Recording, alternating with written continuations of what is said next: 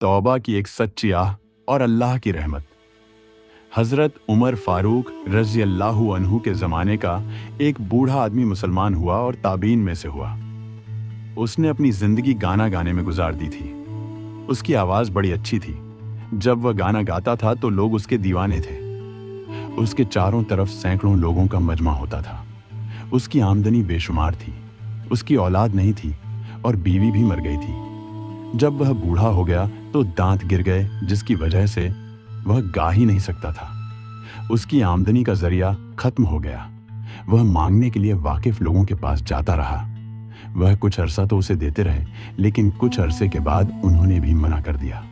जब सब दोस्तों ने न कर दी तो कई कई दिन तक खाने को न मिलता। उसको अपनी जवानी की याद आती कि मैं इतना हसीन था, मेरी आवाज़ कोयल की तरह थी।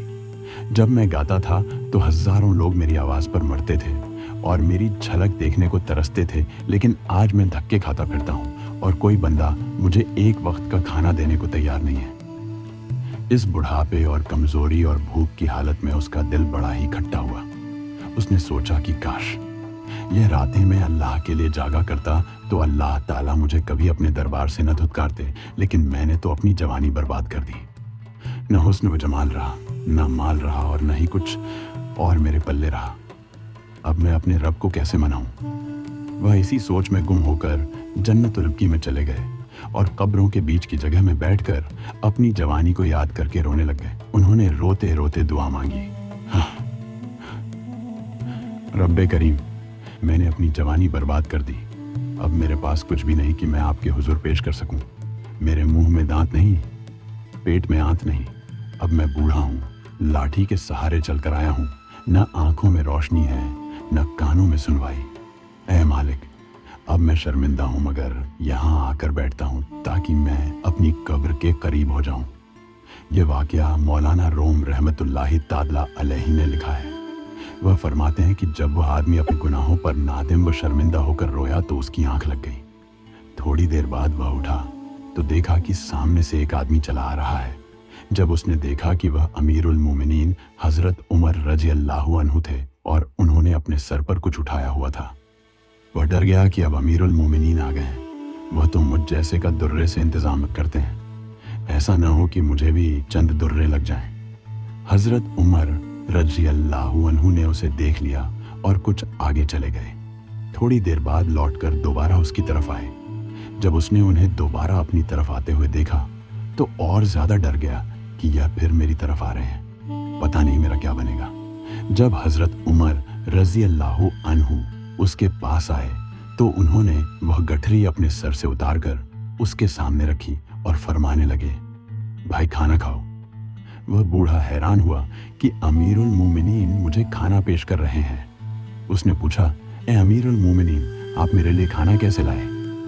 हज़रत उमर रज़ी अल्लाहु अन्हु ने फरमाया, दोपहर का वक़्त था, मैं कैलुला कर रहा था कि मुझे ख्वाब में अल्लाह रब्बुल इज़्ज़त की तरफ से पैगाम दिया गया कि मेरा एक दोस्त कब्रिस्तान में परेशान बैठा है, वह भूखा है। उमर जाओ और मेरे उस दोस्त को खाना खिला कर आओ। जब मेरी आंख खुली तो मैंने सोचा कि अल्लाह का दोस्त है। चुनांचे मैंने अपनी बीवी से कहा, जो खाना तैयार है वह दे दो। उसने खाना बांध दिया। मैंने कहा, मैं अल्लाह के दोस्त के पास जा रहा हूँ, लिहाजा खाना हाथों में नहीं बल्कि अपने सर पर उठा कर ले जाता हूँ ताकि अल्लाह के दोस्त का इकराम हो सके। इसलिए उमर खाना सर पर उठा कर आया है। ए अल्लाह के दोस्त, खाना खा लो।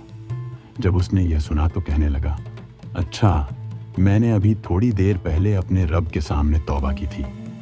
मेरा परवरदिगार कितना करीम है कि उसने मेरे तमाम गुनाहों के बावजूद मेरी नदामत को कबूल कर लिया और वक्त के अमीर अल मोमिनीन को ख्वाब में हुक्म दिया कि जाओ मेरे दोस्त को खाना खिला कर आओ। अल्लाह, तू कितना करीम है।